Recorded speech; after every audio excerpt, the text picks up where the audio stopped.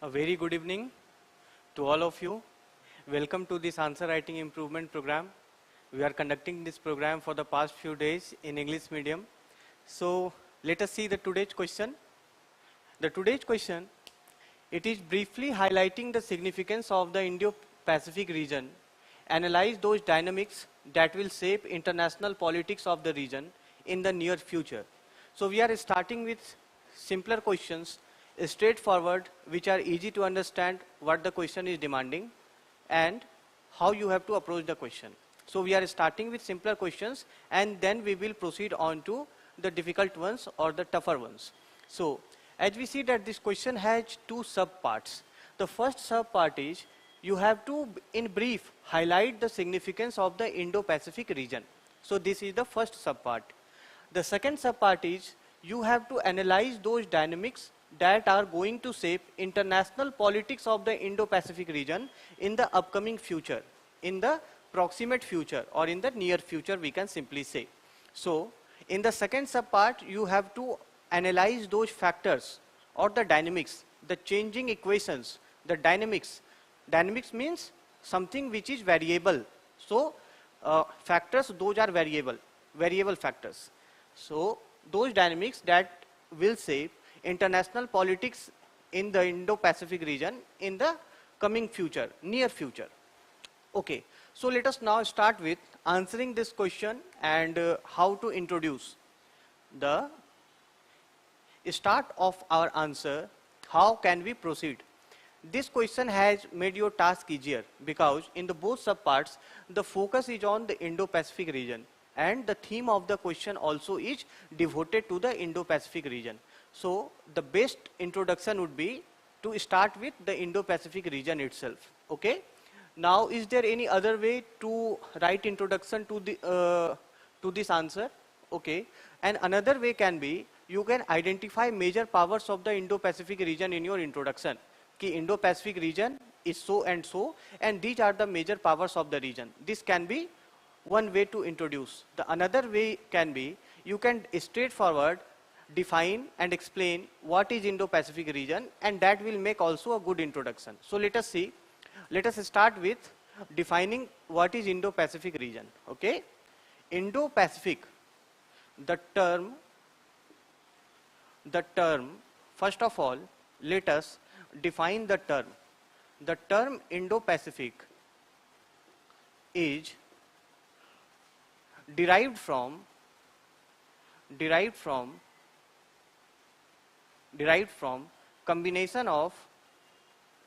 combination of Indian and Pacific Ocean. The term Indo-Pacific is derived from combination of Indian and Pacific Oceans. So we have now first of all defined the term Indo-Pacific. You should observe one thing, that while we answer questions here in our AWIP, we always tend to write short sentences and use simple words. So it is very important to practice this art from the very beginning, that you have to frame short sentences, you have to use simple words, and you also have to use punctuation marks. So all these things play a very important role in the overall presentation of the answer. So first of all, we define the term Indo-Pacific. The second thing is that let us elaborate it further in the next statement. Okay. Indo-Pacific region. Now coming to the Indo-Pacific region. Indo-Pacific region is considered to be Indo-Pacific region is considered to be an interconnected area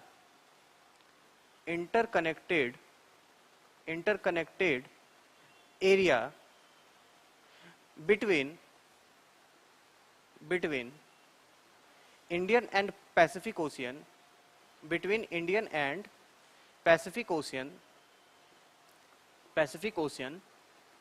But one thing is important to understand, that the geographical expanse or the geographical spread of Indo-Pacific region is very variably defined.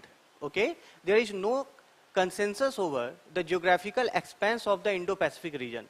But one thing is certain, that the interconnected expanse of geography between the Indian and Pacific Ocean and the countries surrounding, they comprise the region Indo-Pacific. Okay? So we can write Indo-Pacific region is considered to be an interconnected area between Indian and Pacific Ocean, though its geographical expanse is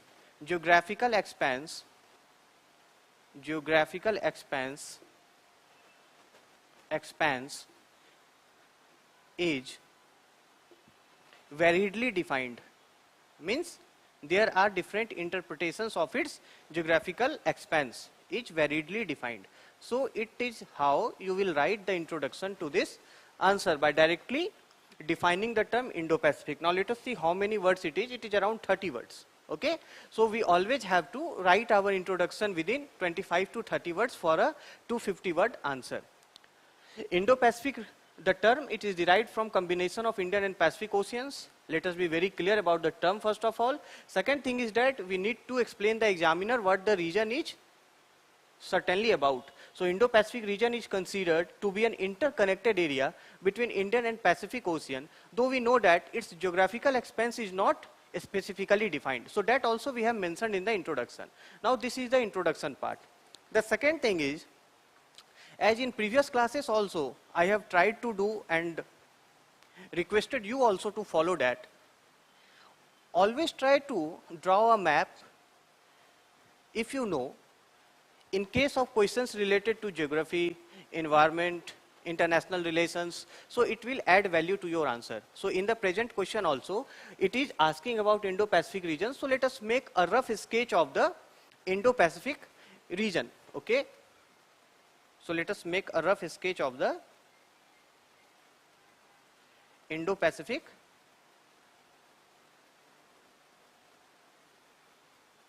region.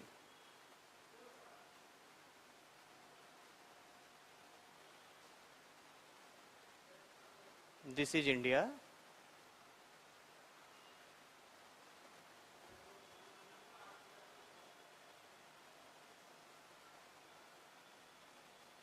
Okay, going beyond. Now, okay, let us draw the Madagascar also, and now you have the Indonesian part. Okay, so it would be a rough sketch, of course.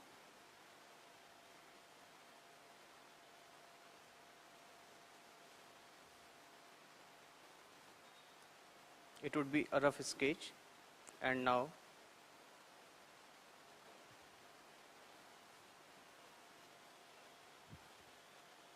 you have the Australia. Okay, so this is the Pacific region, Pacific Ocean. Okay,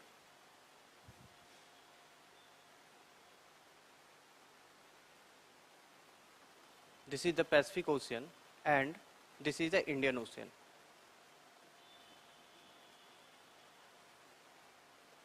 Okay, so we made a rough sketch. Okay, and for the sake of representation, you can write here the major continents: Africa, Asia, Australia. Okay, so for the sake of our reference, we can write that. Fine. Okay, so here you can make a more proper way. Okay, fine. So this is how it is. Now, as we told that an interconnected region between the Indian Ocean and the Pacific Ocean, it is defined as the Indo-Pacific region. Now in the map you can show that this region is the Indo-Pacific region. After introduction, if you draw the outline, a rough outline of the Indo-Pacific region, it will help to your answer. Now coming to the first subpart of the question.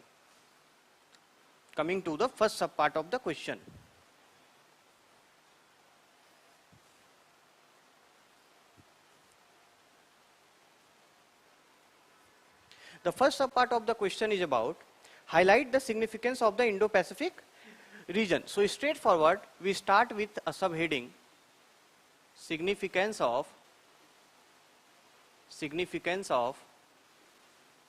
the Indo-Pacific, significance of the Indo-Pacific region, significance of the Indo-Pacific region.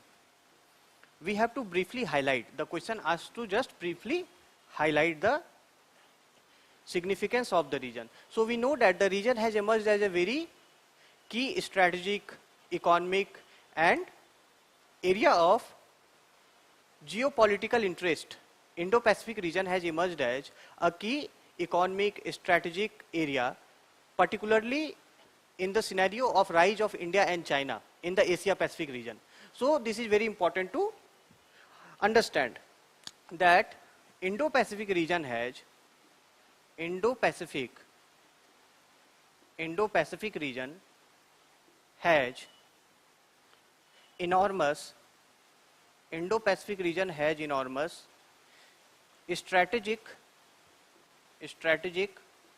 political,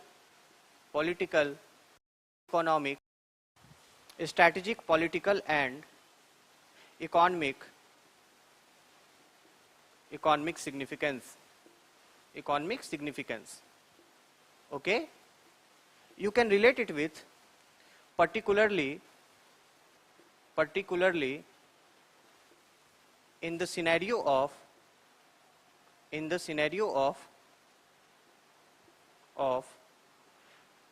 rise of China and India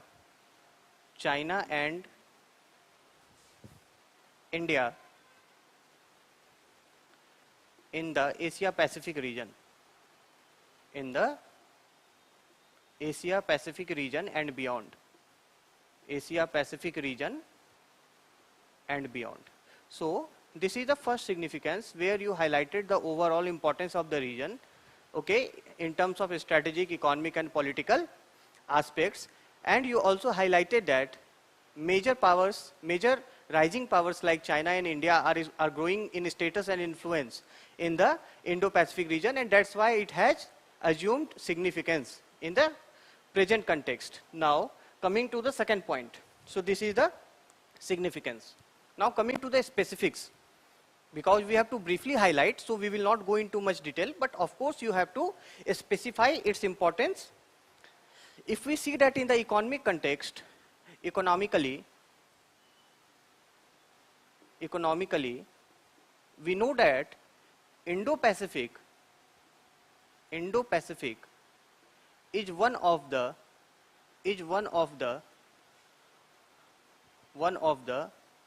major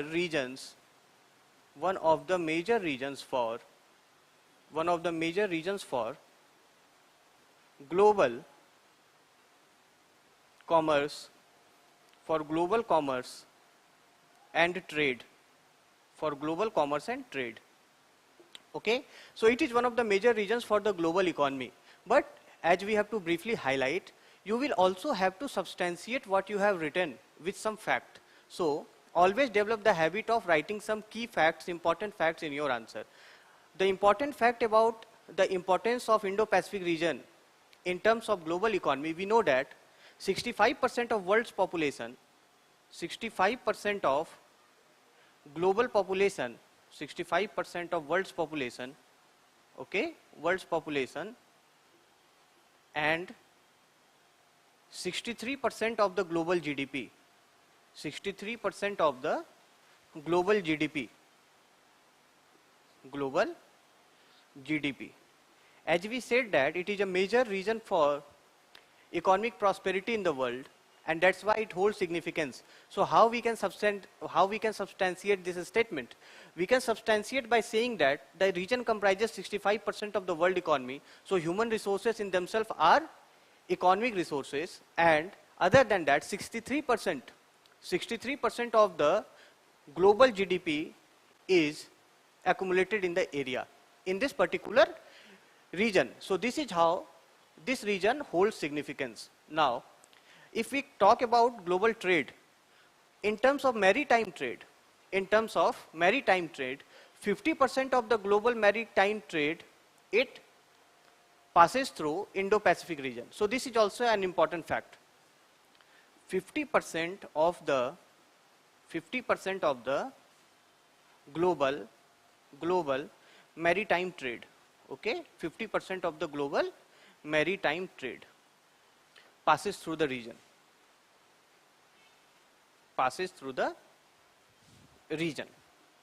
So this is how it is significant in terms of commerce and trade, passes through the region. Okay.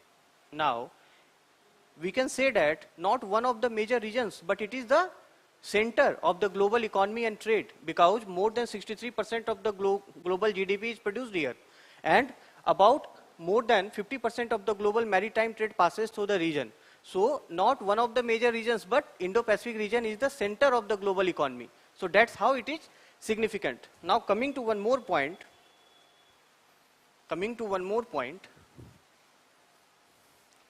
we also know that the Indo-Pacific region is very rich in natural resources. Indo-Pacific region is very rich in natural resources, and in terms of global commons, in your answer, you also must include terms which hold some importance or which are used in policy parlance. For example, global commons. So we can write Indo-Pacific region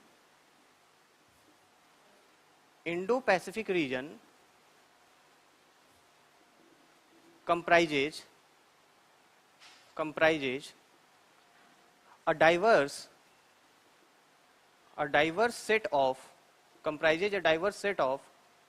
global commons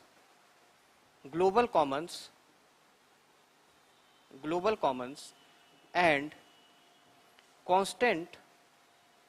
constant superpower rivalry for access to such natural resources,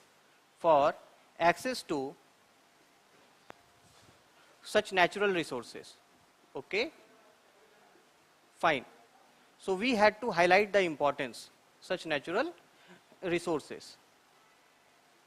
As we had to highlight significance of the Indo-Pacific region, we also said that the region comprises a diverse set of global commons. And when you say global commons, what do you mean by it? So global commons are, you can say, part or such resources that fall beyond the national jurisdictions. By the name itself it is clear, global commons, which is common for global access. So global common mean which fall beyond the national jurisdiction and access to which is available for all nations. So for example, far seas, open seas, what we call, okay. So open seas are global commons. Likewise, space is a global common, okay. So the Indo-Pacific region, it comprises a diverse set of global commons, and in these global commons, for example, in open seas, we find a stock of natural resources, for example, petroleum, okay. And we know that in the Philippines Sea, there is a constant conflict for control in the region between China and the other littoral nations. In the East China Sea, South China Sea, so the entire region is marred with conflicts and marred with diplomatic issues that have to be solved. Otherwise, they can emerge as a flare point and flash point that may lead to serious tensions and even conflicts between the major powers of the region. What are the major powers of the region? We know that the major power of the Indo-Pacific are, of course, the United States, China, South Korea, Japan, Australia, ASEAN, India. So all these are the major powers of the Indo-Pacific region. So as when we say global commons, as I told you, the UN defines global commons as parts and resources which fall beyond the national jurisdiction and are open to global access. So such resources are called global commons. And in the Indo-Pacific region, there is a constant political rivalry between all the major powers to gain much more and more access to such global commons, okay. So this also makes the region more significant. Now, as we have to just briefly highlight, we have highlighted the significance. Now, coming to the second subpart of the question. What is the second subpart of the question? In the second subpart, you have to analyze the dynamics. You have to analyze the dynamics that will shape international politics of the region in the near future. So again, we make a short subheading, dynamics that will shape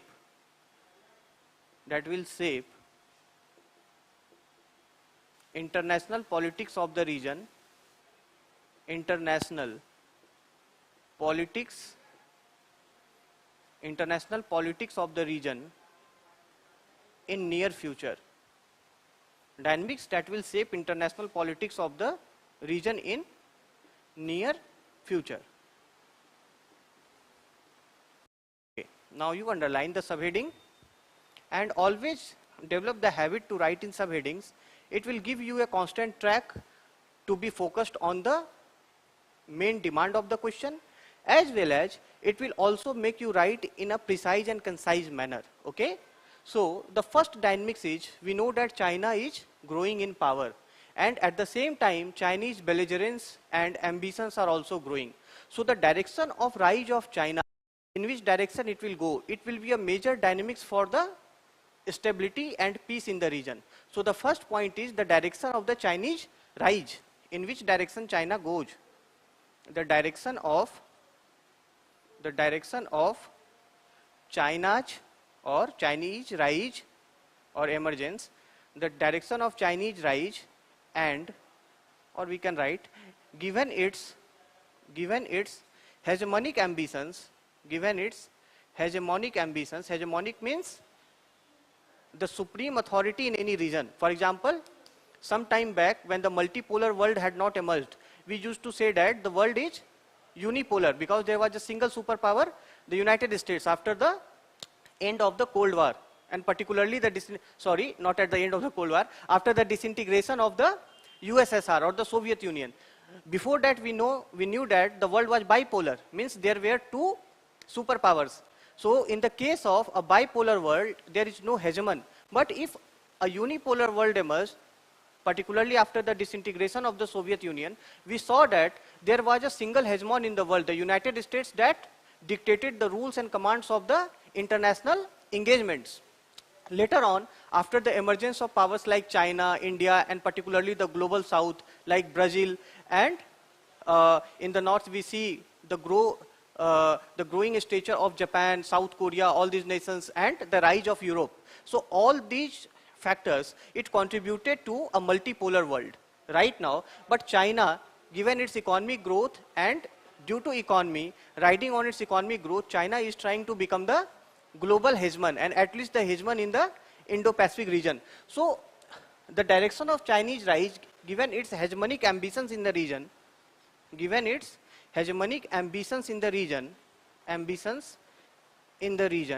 will be a crucial factor, will be a crucial dynamics that will define the future of the international politics in the Indo-Pacific region. So this is the first thing.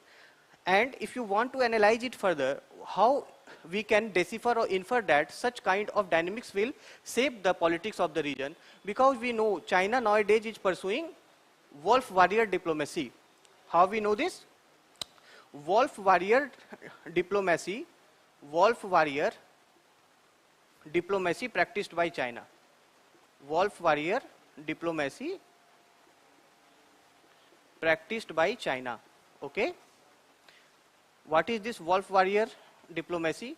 You must be reading about this frequently in the news, particularly after President Xi Jinping strengthened his hold on power in the recent plenary of the Chinese Communist Party and of the Chinese Parliament.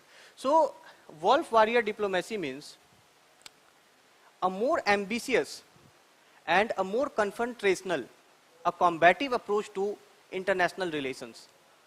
Okay, in diplomacy particularly, negotiations and strategy, they are more crucial factors. But the style of diplomacy adopted by the Chinese, it is nowadays more confrontational, it is more combative. If you see the spokesperson of Chinese foreign ministries, so their style, statement of communication is more confrontational. That is called wolf warrior diplomacy, in which the diplomacy is conducted through combative means, combative style of communication, and it is most of the time confrontational. Okay? So China is adopting wolf warrior diplomacy, and from where this term wolf warrior came from? The term wolf warrior, it came from a Chinese action movie in 2015 by the very same name, Wolf Warrior. Okay? and a sequel to that movie was also made. So from these two terms, the wolf warrior diplomacy, the term of wolf warrior diplomacy emerged. Okay, fine. So let us not go much into the detail of wolf warrior diplomacy, and now focusing again on the question. The second thing is that China is practicing wolf warrior diplomacy, we know, and second thing is that China is also weaponizing its multilateral presence through different multilateral platforms, because we have to analyze the dynamics. So we have to go into somewhat different aspects of a particular thing. As we talked about the direction of China's rise, so we can say that first thing was wolf warrior diplomacy. Second thing is that China is weaponizing its presence in the multilateral platform like SCO. We know that through SCO, China is trying to become the supreme power in the Central Asian region. Okay. Second thing is through initiatives like CPEC, China-Pakistan Economic Corridor, through initiatives like BRI. So through these multilateral forums, through these multilateral associations, China is trying to expand its ideology. So this is how weaponizing of multilateral institutions by China is taking place. So the second thing is weaponization of its multilateral presence, or we can directly write Chinese weaponization of its multilateral presence. So this is the second thing. Now coming to the second point, this was the first dynamic that is going to shape the international politics of the Indo-Pacific region in the near future. Okay. Now coming to the second point, we know that United States is also a major power in the Indo-Pacific region, but in the recent years, as we see, there is a growing tendency in the United States to withdraw from the region and focus more and more on Europe, given that a rise in Russia's belligerence towards Europe, as well as we see that Russia's ambitions vis-a-vis, which was recently reflected in the approach towards Ukraine. So all these have stoked fears in the Western capitals, particularly the United States. So they want to at least have the complete grip and command over their own turf, that is the western part of the world, or you can say the Western hemisphere. That's why the United States is again bringing its focus more on Europe and the Western hemisphere rather than putting its effort in the Indo-Pacific region. So withdrawal of United States is also, the prospect of withdrawal of United States from the Indo-Pacific region is also going to be a crucial dynamics that will shape the future politics of the region. Okay. The second thing is US approach towards Indo-Pacific region, US approach towards Indo-Pacific region, tendency to withdraw from Indo-Pacific,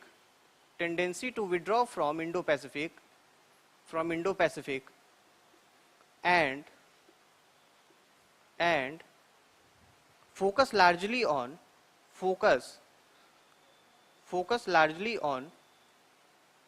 Europe. So this is also going to determine that how much attention the United States is going to put on the Indo-Pacific region. So this was the second point.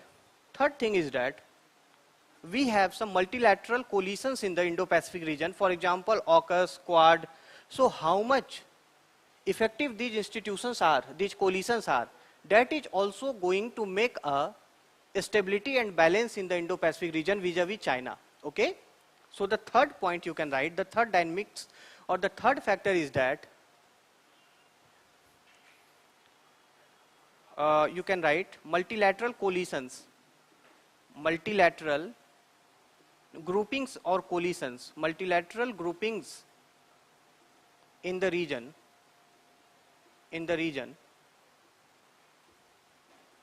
for example AUKUS and Quad,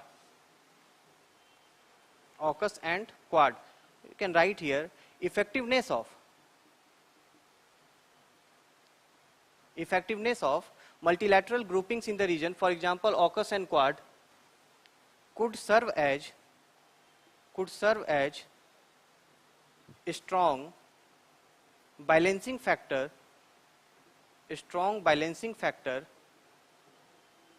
in the near future. We had to analyze, so we are writing different dimensions and aspects dealing with the contemporary politics of the Indo-Pacific region and trying to foresee that how they can affect the future international politics of the region. And one more important thing is that many nations of the region are facing Chinese aggression. India is itself a victim of Chinese aggression. We recently saw that dialogue for constant dialogue for border negotiations has been held between India and China, and to put an end to the border conflict. Now, these type of dynamics are also very important in shaping the international politics of the region. For example, Indo-China border conflict in the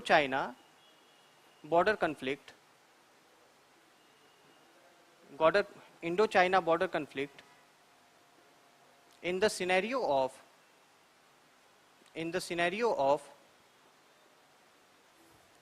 a rising India,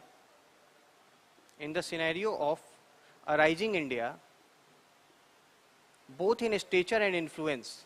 So India's stature and influence both is rising in the regional and global politics. So rising India both in stature and influence. In such a condition, there is a threat of constant conflict between these two major powers in the Indo-Pacific region. So how these two powers adjust relationship between themselves and coexist and grow at their own pace. So that will be also a very important determinant for the future international politics of the region. So you must understand this. A rising India both in stature and influence. Okay. So this will also influence, it will be also a major dynamics that will influence the politics of the region. Other than that, how China deals with Taiwan. How China deals with Taiwan. What is the Chinese approach towards Taiwan? And what is the Chinese approach towards South Korea and Japan? So all these factors will also determine the future course of international politics in the Indo-Pacific region. Okay? China's approach towards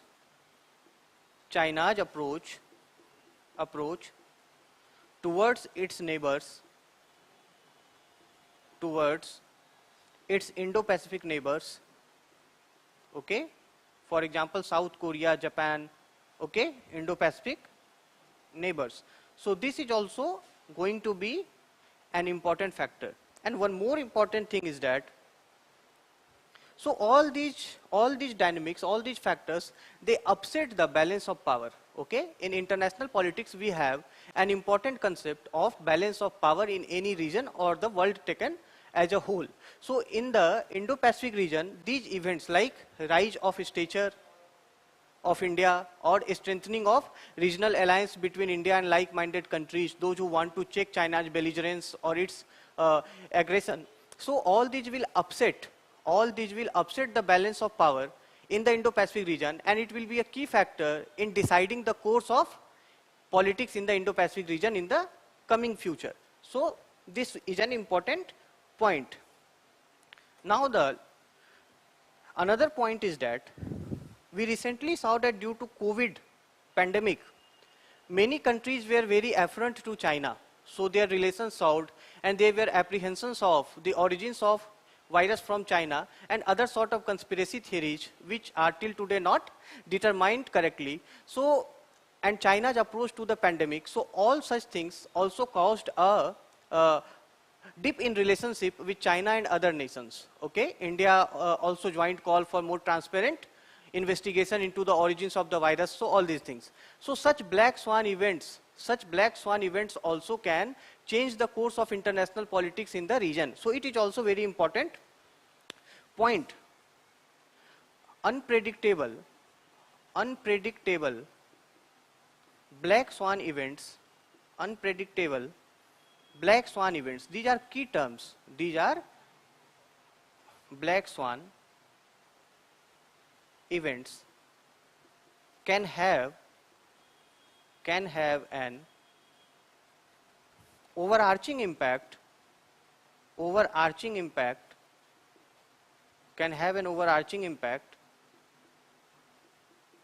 on future course of politics in the region. Future course of politics in the region. Of course, international politics, future course of politics in the region. For example, a COVID-19 like pandemic, you can write in example. For example, a COVID-19 like pandemic,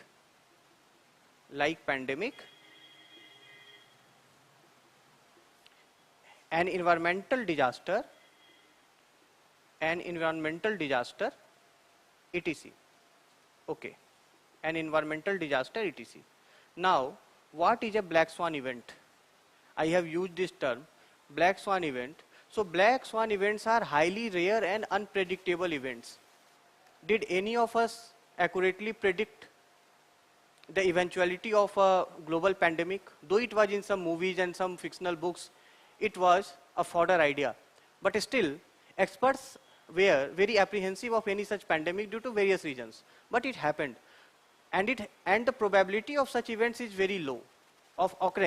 Probability of occurrence is very low. Such events are called black swan events. Black swan events are very unlikely, rare, unpredictable events of very low probability. For example, COVID-19 like pandemic or any economic disaster. So first of all, the term black swan was used in context of financial markets. Later on, from 2008, it was also started to be used in context of matters beyond financial markets. Okay, so I hope you have understood the term black swan events. Fine. So now we have addressed the question and we need to proceed on to conclude it. Okay, we have addressed the both subparts. We have talked about the significance in brief, significance of the Indo-Pacific region in brief, and at the same time we have analyzed various dynamics which may influence the politics of Indo-Pacific region in the near future. Okay, now we have to conclude.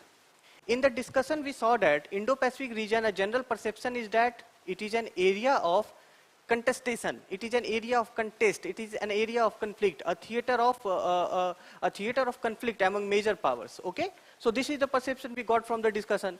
Now, but do you think that it is a balanced way to look at it? At the same time, we see that there are platforms like ASEAN, RCEP and all these platforms which can work perfectly well to bring more prosperity to the region by collective collaboration and cooperation. So it will be very biased thing to say that this region is only a theater of strategic contestation and there is no scope for any collaboration and cooperation.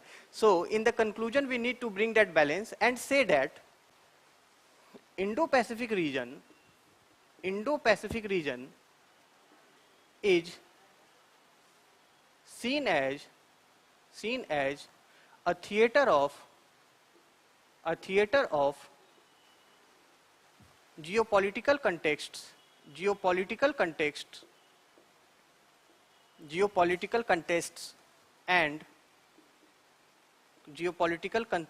and strategic rivalry.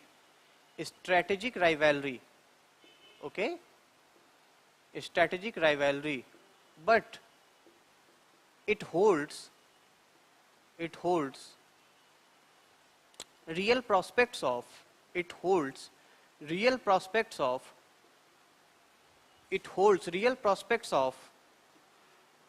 shared prosperity, through cooperation in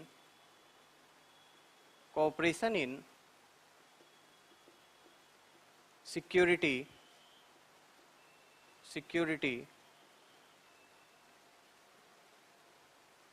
economy, connectivity, etc. Okay, so this is how on an optimistic note we can conclude the question, because the question is about the probable dynamics that are going to shape the international politics of the Indo-Pacific region. So in the end we can say that though there are many factors which tend to make us believe that the area is one of a strategic contest, but at the same time, we have various scope of collaboration and collective efforts, for example, in terms of security, in terms of economic prosperity, in terms of connectivity, where the region can come together and work for the prosperity of its people and the population. As we previously discussed in the question, 65% of the global population lives in the region. So that's how you can balance your perspective and conclude the answer. So thank you so much for being in the session. Nand Kumar Nisad, good evening. Good evening, Nand. Warm welcome to you in the session. I hope that you have noted down the question and also went along with me how the question proceeds forward, how the answer proceeds forward, and what point we have to consider, and how a multi-dimensional approach we have to adopt while answering these type of questions related to international affairs. So thank you so much, and let me once again announce, make some important announcements with regard to some courses and programs being launched by Nishchay IS Academy. So we have few valuable programs for you which can help a lot in your preparation, in your studies. So one thing is answer writing improvement program, which is undertaken by Yaswant sir on weekends, on Saturdays and Sundays, in both mostly in Hindi medium. So you can join this AWIP program, which covers the entire syllabus and is taken by Yaswant sir on weekends, that is Saturday and Sunday. The second program is daily answer writing program, which is going to be started from 7th November,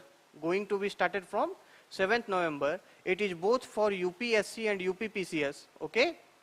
UPSC and UPPCS.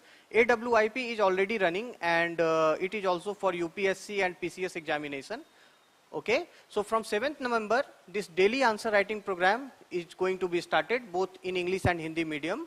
In this program, you have to write 2 questions on a daily basis from Monday to Friday, and it will help you to improve your answer writing even if you are a fresher candidate, okay? Because the topics are pre-given to you and you have to prepare and attempt those questions. One question will be from current affairs and one question will be from the static area. So this course, daily answer writing program, it can help a lot in your answer writing practice. And the third thing is test series program for mains. So test series for UPSC, BPSC and UPPCS, okay? For UPSC and BPSC, it is going to be started from 13th November, and for UPPCS, it is going to be started from 11th of December. So all these courses are available in both Hindi and English medium, and I request you to join these courses. It will be very helpful for your preparation. So that's what I have for this session for you now. Thanks a lot for joining me, and thank you so much.